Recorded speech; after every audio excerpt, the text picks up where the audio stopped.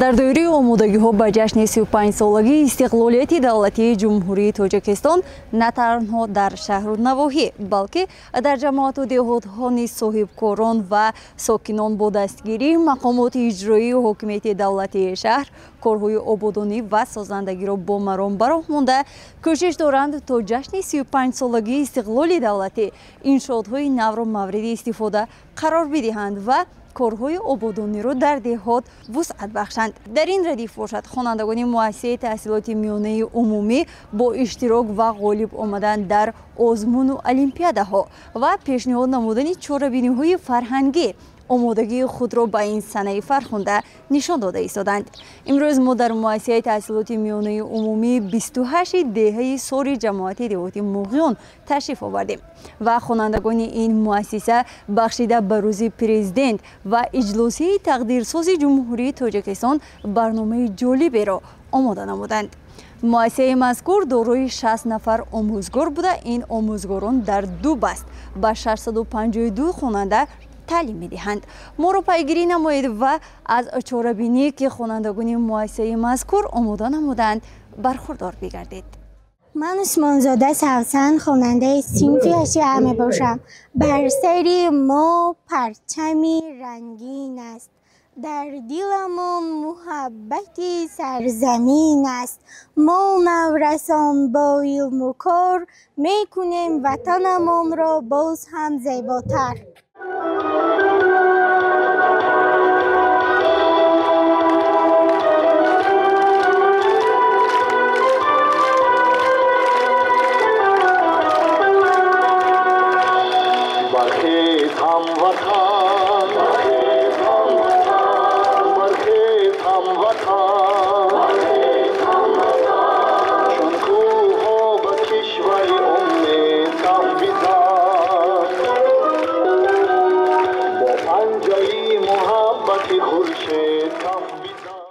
همه ساله روز 16 نوامبر روز پرزیدنت جمهوری تاجیکستان و روز اجلاسی تقدیرساز جشن گرفته می شود. این صحنه فرخنده تنها و تنها در جمهوری صاحب استقلال ما شما همچون یک صحنه مقدس جشن گرفته می شود. همه شما را به فرارسی این صحنه مقدس تبریک و مبارکباد نموده برای شما استادان و آموزگاران در کارهای پداگوژیتان موفقیت‌های نو و برای شما خوانندگان گرامی دانش‌های خوب و عالی را تمنا داریم. بگذار همیشه کبوتر پرواز صلح در تاجیکستان پیشتازهای ما پرواز داشته باشد.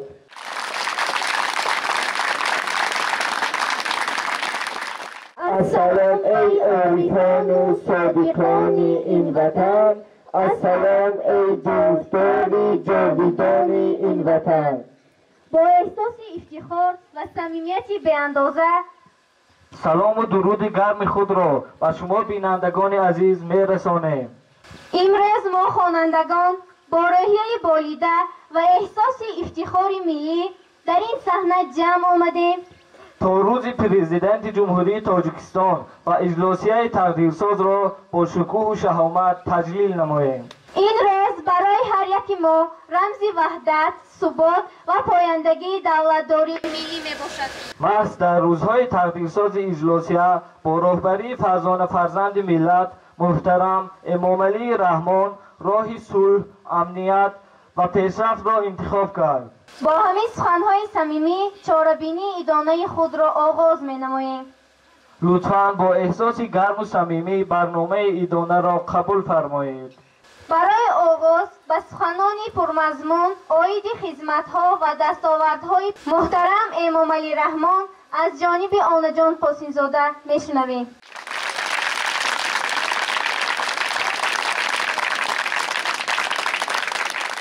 پرزیدنت جمهوری تاجیکستان محترم امامعلی رحمان یکی از شخصان برجسته تاریخ نوین تاجیکان به حساب می رود.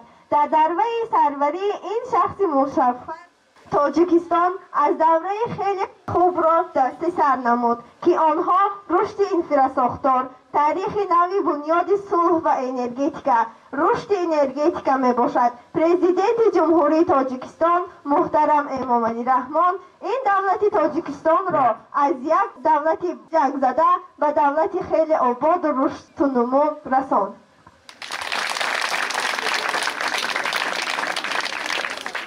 منزلت پرزیدنت در جامعه نه تنها مقام رسمی بلکه مقام اخلاقی و معنوی است، زیرا او رمز وحدت و امنیت دولت است.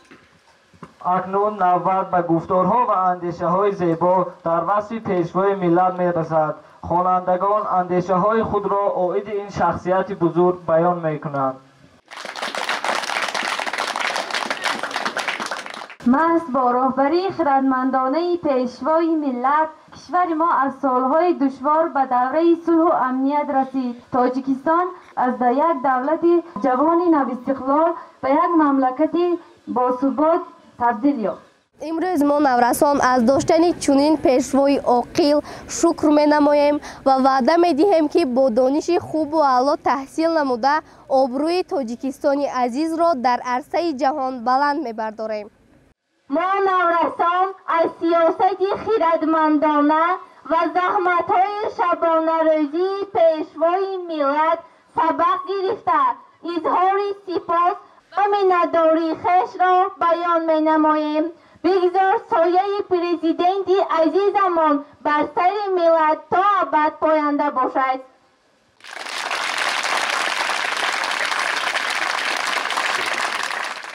پرزیدنت راهنما و محافظ مردم است که با سیاست دوراندیشانه کشور خود را به سوی رشد میبرد. حالا توجه شما را به صحنه بدیهی جلب می‌نماییم که در آن خوانندگان لحظه‌های تاریخی دوره وزنین را تجسم می‌کنند.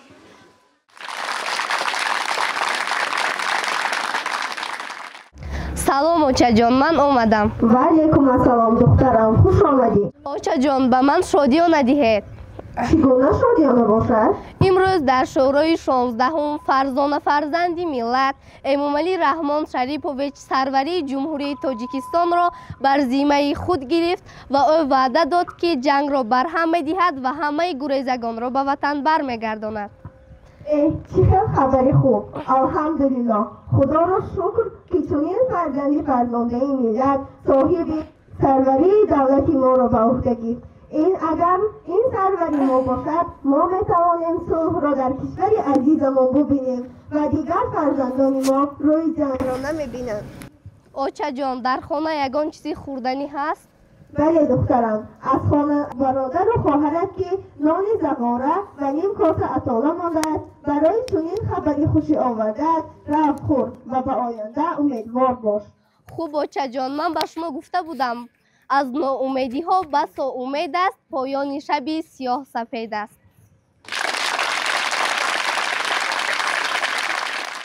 پرزیدنت شخصی است که منزلت بلند را با مسئولیت بزرگ، صداقت به وطن نگاه می دارد. بدون شبهه سرود رمز شادی و افتخار ملت است. حالا با احساس بلند وطن دوستی و اجرا کنی سرود زیبا گوش فرا دهید.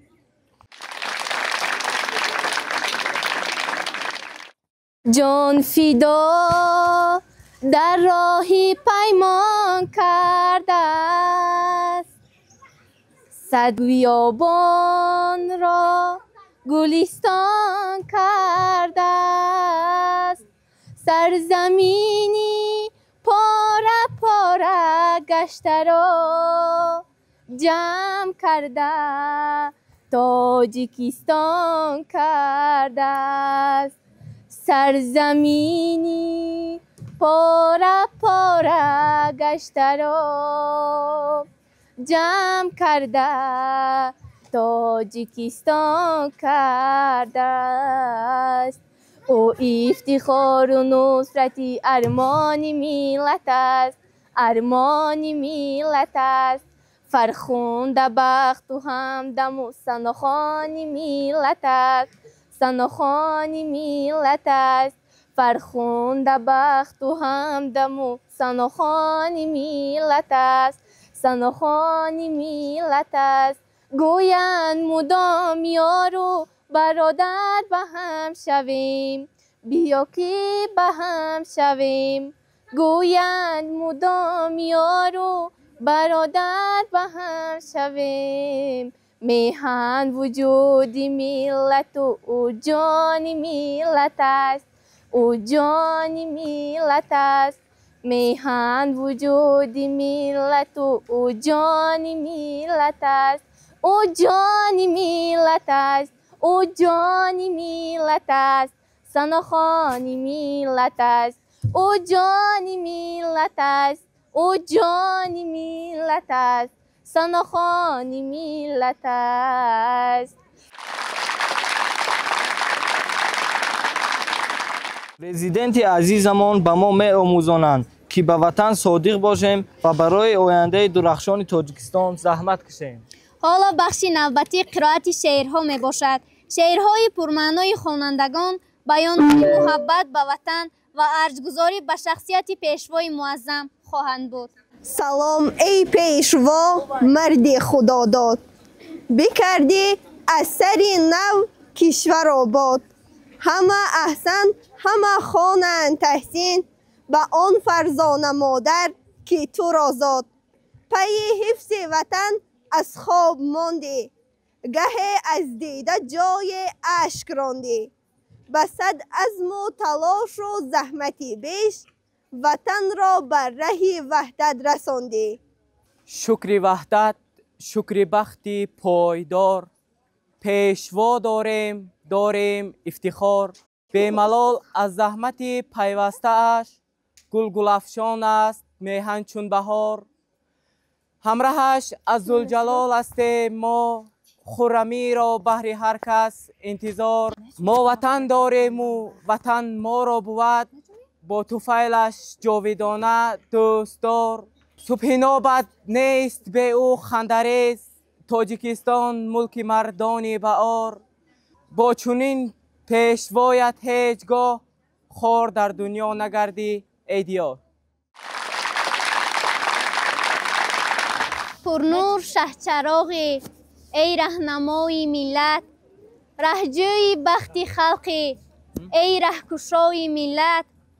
داستانی صلح و وحدت با خون دل نوشتی، از خشت جسم و جانت کردی بینای ملت. کم سرور به عالم با چاره فراهم، از انتهای ملت جست ابتدای ملت.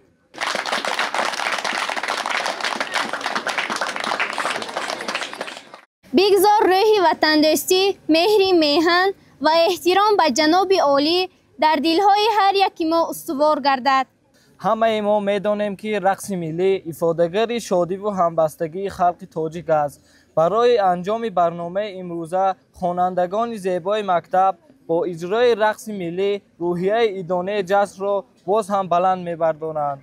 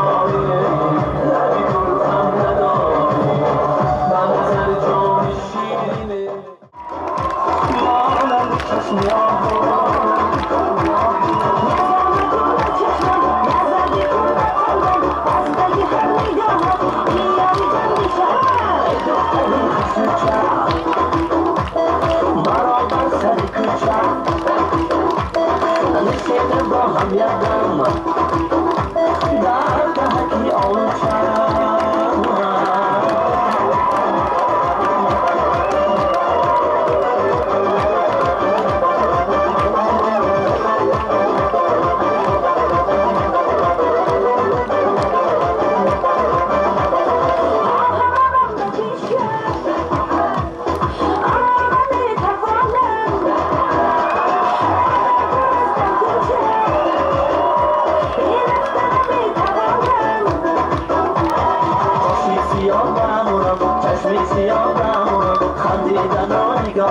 نازو عذاب نورم من هستم در ایستم من تصور کردم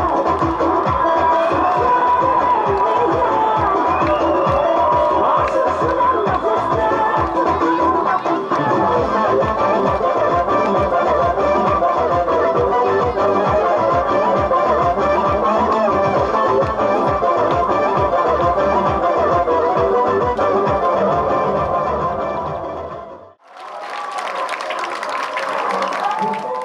استادان گرامی قدر، خوانندگان عزیز، همه شمایان را به مناسبت روز 16 نوامبر روز پرزیدنت جمهوری تاجیکستان از صدق دل از نام مأموریت مؤسسه تحصیلات میانه عمومی رقم 28 تبریک و مبارکباد نموده به شما روزگار نیک، بخت و سعادت، آسمان صاف و بی‌غبار تمنا می‌نمایم.